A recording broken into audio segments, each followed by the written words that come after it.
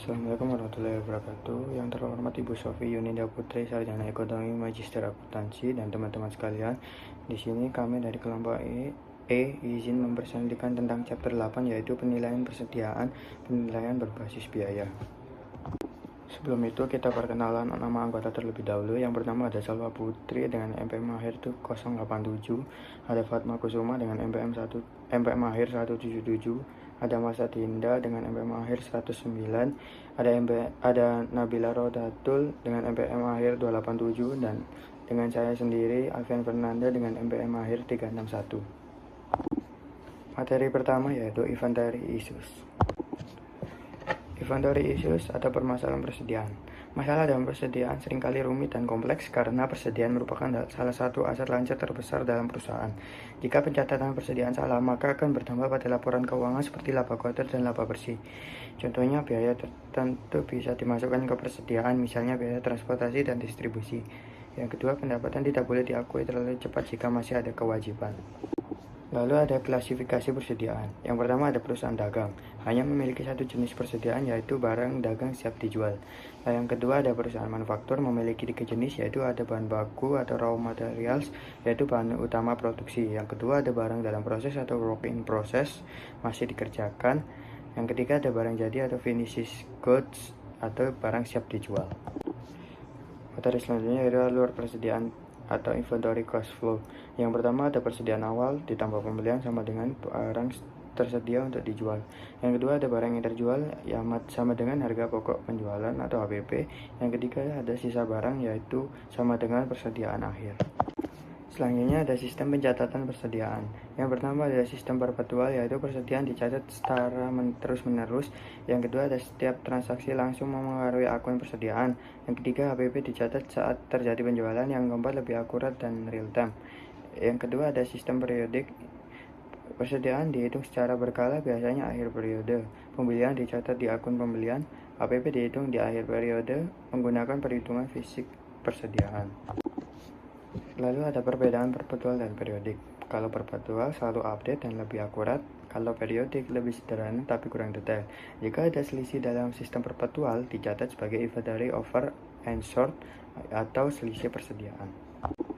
Selanjutnya ada pengendalian persediaan atau inventory control, yaitu perusahaan harus mengontrol persediaan karena menghindari kehabisan stok, menghindari penumpukan barang, dan mengurangi biaya penyimpanan.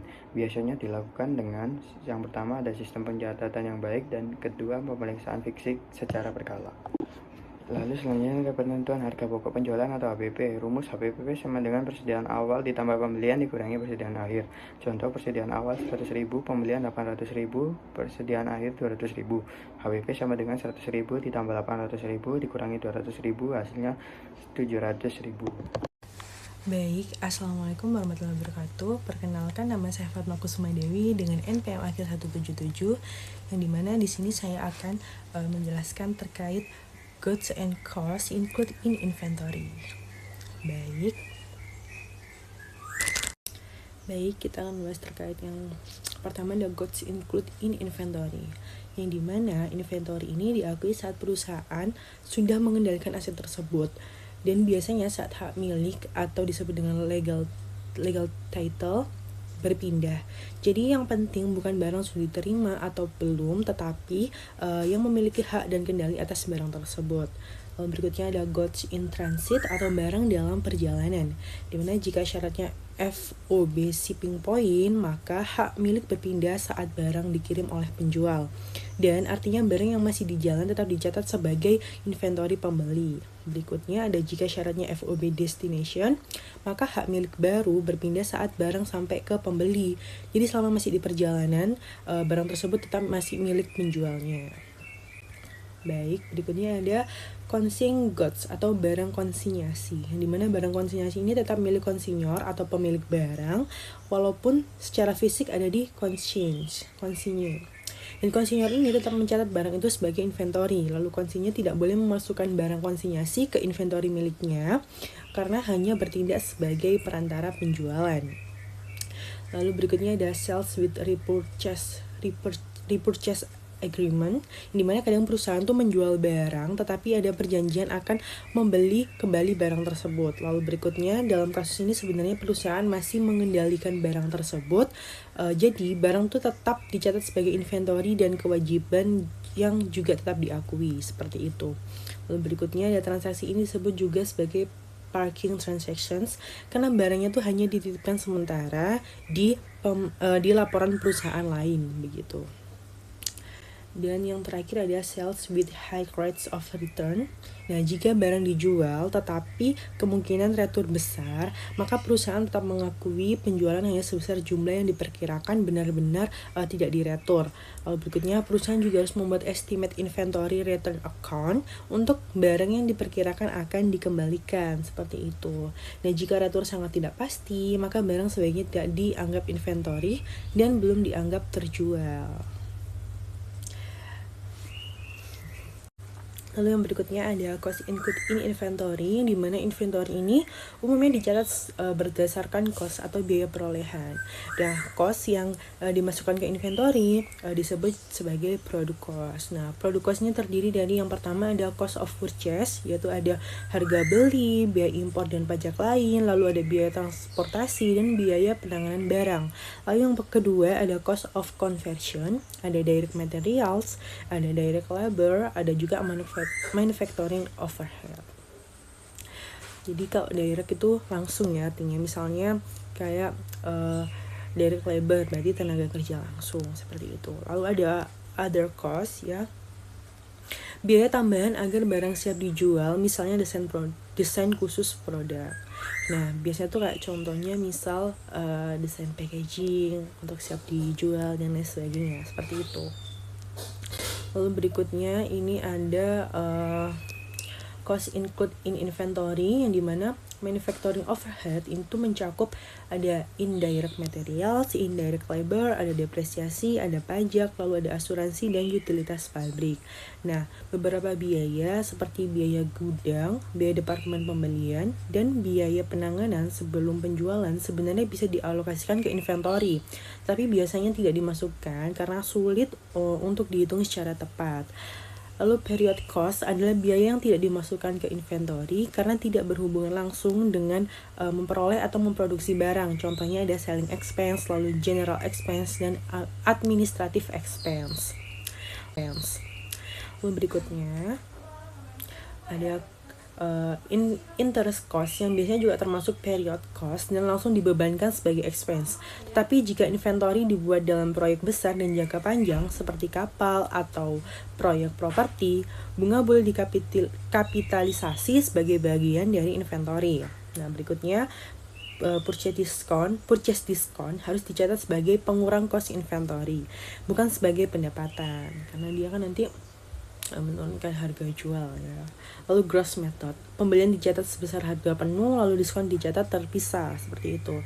Untuk yang ini metode gross method ya. Jadi pembelian tuh dicatat sebesar harga penuh dan diskonnya tuh dicatat terpisah. Beda lagi dengan net method. Kalau net method ini pembelian dicatat sebagai setelah dikurangi diskon.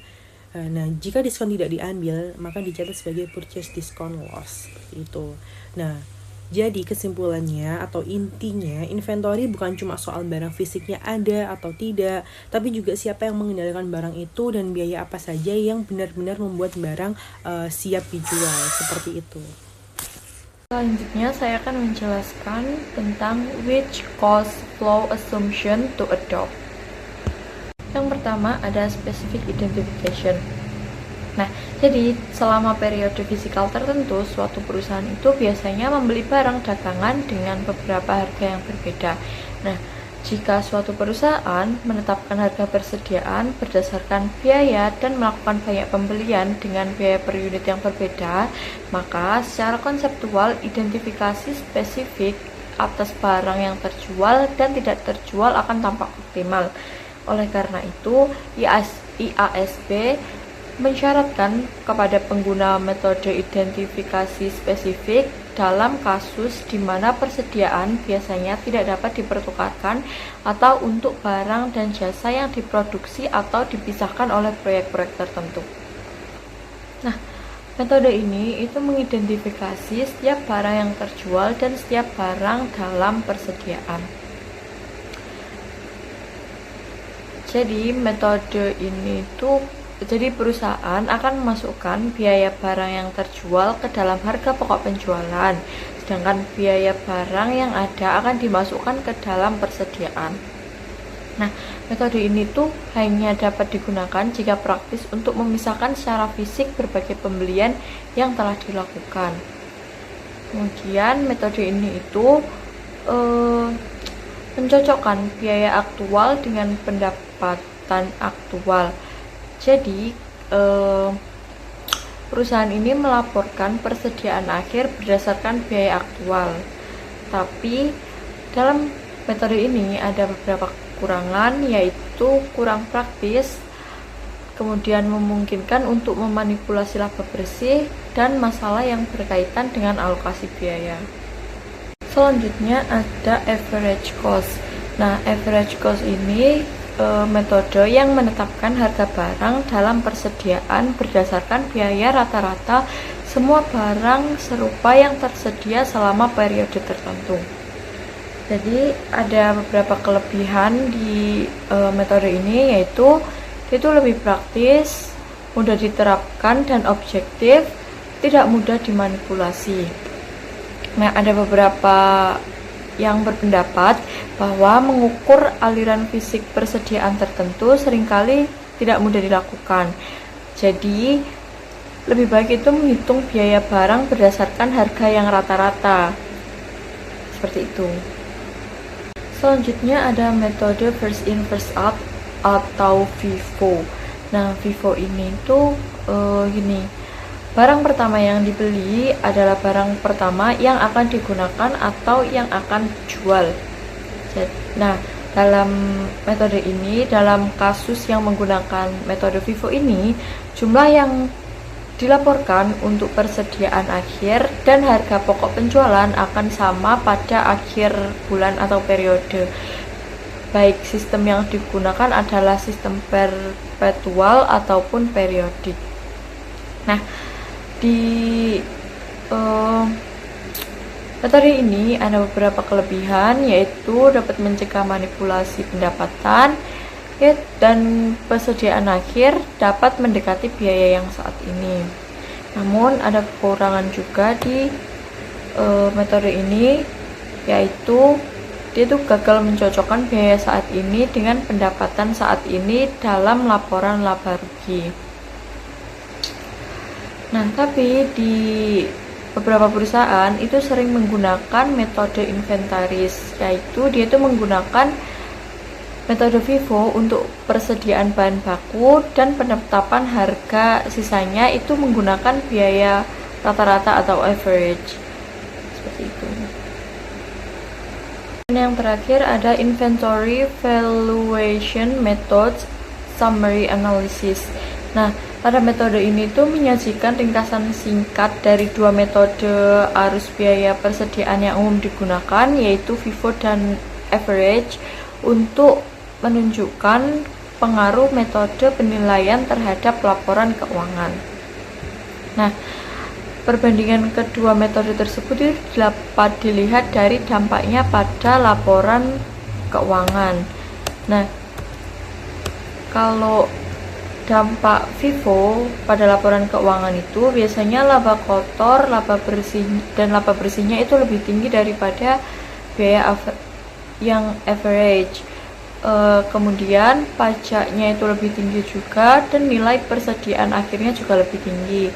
Kalau biaya rata-rata atau average itu labanya lebih rendah dan pajaknya juga lebih rendah. Yang kedua ada dampaknya pada kas akhir. Nah, dampak pada kas akhir ini kalau biasanya metode average itu lebih tinggi karena pajak yang digunakan itu lebih rendah daripada metode FIFO. Seperti itu. Terima kasih.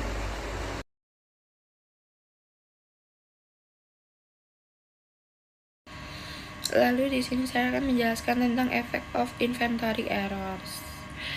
Nah, yang pertama ada pengaruh kesalahan persediaan, di mana item yang salah dimasukkan atau dikeluarkan dalam menentukan harga pokok penjualan akibat kesalahan pencatatan persediaan itu akan mengakibatkan kesalahan dalam laporan keuangan. Lalu contoh dari kesalahan pencatatan persediaan akhir itu terdapat pada tabel berikut, di mana jika persediaan akhir kurang dicatat, maka modal kerja dan juga rasio lancar juga kurang dicatat. Dan jika harga pokok penjualan lebih dicatat, maka laba bersih juga kurang dicatat. Selanjutnya di sini saya akan menjelaskan tentang pengaruh kesalahan dalam persediaan. Nah, untuk mengilustrasikan pengaruh terhadap laba bersih selama periode tahun ini, di sini ada tabel yaitu milik Yechen. Nah, anggaplah Yechen ini meremehkan persediaan akhirnya sebesar 10.000 dalam ribuan pada tahun 2022. Nah, semua item lainnya itu dinyatakan dengan benar. Pengaruh kesalahan ini adalah penurunan laba bersih pada tahun 2022 dan peningkatan laba bersih pada tahun 2023. Nah, kesalahan tersebut itu diimbangi dengan kompensasi pada tahun 2023 karena persediaan awal yang diremehkan dan juga laba bersih yang dilebih-lebihkan. Nah, contohnya pada ilustrasi ini yang ditunjukkan, laporan laba rugi itu selalu menyebutkan angka laba bersih untuk tahun 2022 dan juga 2023, meskipun total untuk 2 tahun itu benar. Nah, tapi kita juga harus melihat konsep-konsep yang mendasari, yaitu ketika inventaris salah dicatat, penyajiannya menjadi kurang bermanfaat secara representatif. Nah, jika Yechen melebih-lebihkan dan juga menggunakan persediaan akhir pada tahun 2022, maka efek sebaliknya akan terjadi, yaitu persediaan, modal kerja, rasio lancar, dan juga laba bersih itu akan dinyatakan terlalu tinggi, sedangkan harga pokok penjualan dinyatakan terlalu rendah. Dampak kesalahan pada laba bersih ini akan diimbangi pada tahun 2023, tetapi laporan laba rugi akan salah menyatakan angka laba bersih untuk tahun kedua. Nah, selanjutnya di sini ada pembelian dan juga inventaris yang salah dicatat. Contohnya yaitu pada perusahaan Bishop yang tidak mencatat barang-barang tertentu yang dimilikinya sebagai pembelian yang tidak menghitung dalam persediaan akhir. Nah, contohnya yaitu pada tabel tersebut menunjukkan dampak dari laporan keuangan di mana pengabaian barang dan juga pembelian dan persediaan mengakibatkan kurangnya pencatatan persediaan dan juga hutang dagang dalam laporan posisi keuangan. Hal ini juga mengakibatkan kurangnya pencatatan pembelian dan juga persediaan akhir dalam laporan laba rugi. Namun, pengabaian barang tersebut tidak mempengaruhi laba bersih untuk periode tersebut.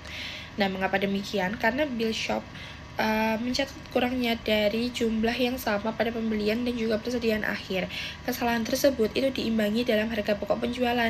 Total modal kerja itu tidak berubah, tetapi rasio lancar menjadi lebih tinggi karena mengabaikan jumlah yang sama dari persediaan dan juga hutang dagang. Untuk menggambarkan pengaruhnya terhadap rasio lancar, itu anggaplah Bishop meremehkan hutang dagang dan juga persediaan akhir sebesar 40.000. Nah, pada data tersebut menunjukkan data yang sederhana namun akurat, di mana data yang diremehkan menunjukkan rasio lancar 3:1, padahal rasio yang benar adalah 2:1.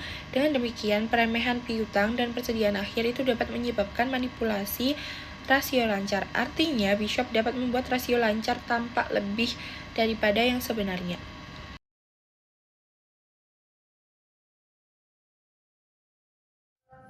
Sebelum masuk ke hitungan, kita harus paham dulu wadah pencatatannya. Pertama ada perpetual. Bayangkan ini seperti mutasi di m-banking. Saldo persediaan kita langsung terupdate secara otomatis setiap ada barang masuk ataupun keluar. Lalu yang kedua ada periodic. Kalau ini lebih tradisional, kita nggak perlu nyatat mutasi setiap hari, tapi di akhir periode kita langsung ke gudang buat hitung fisik atau stock opening untuk tahu sisanya berapa. Nah, kalau tadi adalah cara nyatetnya, sekarang adalah cara hitung harganya. FIFO itu prinsipnya siapa cepat dia keluar, barang lama dijual duluan. Sedangkan LIFO, kebalikannya, barang terbaru justru yang dijual duluan. Tapi perlu diingat, LIFO ini sudah dilarang oleh PSAK di Indonesia. Lalu average, itu paling adil, semua harga kita campur, lalu diambil rata-ratanya berapa. Lalu sekarang kita masuk ke detail teknisnya. Sistem pertama adalah perpetual. Di sistem ini, perusahaan memantau persediaan secara real-time. Jadi, setiap kali ada barang masuk atau barang keluar, catatan akuntansi kita langsung berubah saat itu juga. Ciri khas yang paling menonjol adalah penggunaan kartu stok. Di kartu inilah kita menghitung arus biaya FIFO, LIFO, atau average setiap hari. Secara jurnal, pas kita jualan, kita nggak cuma nyatet dapat duit berapa, tapi langsung nyatet beban modalnya ke akun HPP atau harga pokok penjualan. Jadi, saldo persediaan di laporan keuangan selalu akurat tanpa harus nunggu akhir bulan. Berbeda dengan sebelumnya, sistem kedua adalah periodik atau sering disebut sistem fisik. Di sini, perusahaan lebih santai dalam mencatat harian. Kita tidak menggunakan kartu stok untuk memantau saldo setiap saat. Nah, saat ada pembelian, kita mencatatnya ke akun pembelian, bukan langsung ke akun persediaan. Lalu, pertanyaannya, gimana sih kita tahu berapa barang yang bersisa itu? Nah, jawabannya, kita harus melakukan stock of name atau perhitungan fisik di gudang pada akhir periode. HPP-nya baru bisa kita hitung setelah tahu berapa sisa barang di gudang. Nah, jadi sistem ini biasanya dipakai oleh perusahaan yang barangnya kecil-kecil, banyak, dan harganya murah. Sehingga nggak efisien kalau harus dicatat satu persatu setiap detik.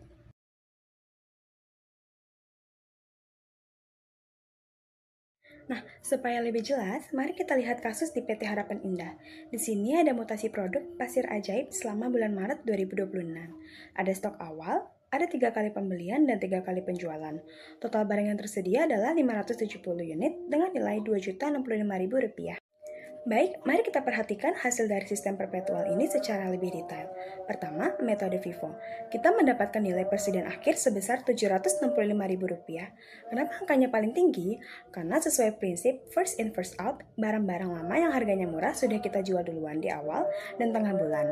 Jadi, sisa barang yang ada di gudang saat ini adalah barang dengan harga beli terbaru yang memang cenderung lebih mahal. Ini menunjukkan bahwa nilai aset di neraca kita sangat relevan dengan harga pasar saat ini. Nah, yang kedua ada metode LIFO.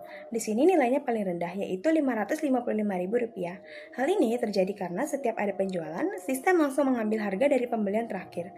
Akibatnya, yang tersisa di gudang justru stok lama dengan harga perolehan masa lalu yang lebih rendah. Nah, yang ketiga ada average. Kita mendapatkan angka yang moderat di Rp687.528. Keunggulan metode ini adalah harga rata-ratanya bergerak atau diperbarui setiap kali kita melakukan pembelian baru. Jadi, fluktuasi harga beli bisa langsung diredam dan perusahaan mendapatkan nilai tengah yang stabil. Nah, sekarang kita pindah ke hasil perhitungan dengan sistem periodik. Di sini logikanya berbeda karena kita langsung melihat stok akhir secara total. Pertama, metode FIFO. Kita dapat angka Rp765.000. Seperti yang saya sebutkan tadi, uniknya di FIFO, hasil periodik akan selalu sama dengan perpetual. Karena barang yang tersisa dianggap berasal dari pembelian paling terakhir. Nah, yang kedua ada metode LIFO. Di sini kita mendapatkan nilai persediaan paling rendah yaitu Rp555.000. Mengapa? Karena dalam sistem periodik, LIFO mengasumsikan 180 unit yang tersisa di gudang adalah barang-barang purbakala alias stok paling awal, yaitu dari saldo 1 Maret dan sedikit dari 6 Maret yang harganya masih sangat murah. Nah, yang ketiga ada average. Kita mendapatkan nilai Rp652.140. Angka ini didapat dari total biaya dibagi total unit secara keseluruhan. Ini memberikan nilai tengah yang tidak terlalu tinggi seperti FIFO, tapi juga tidak serendah LIFO.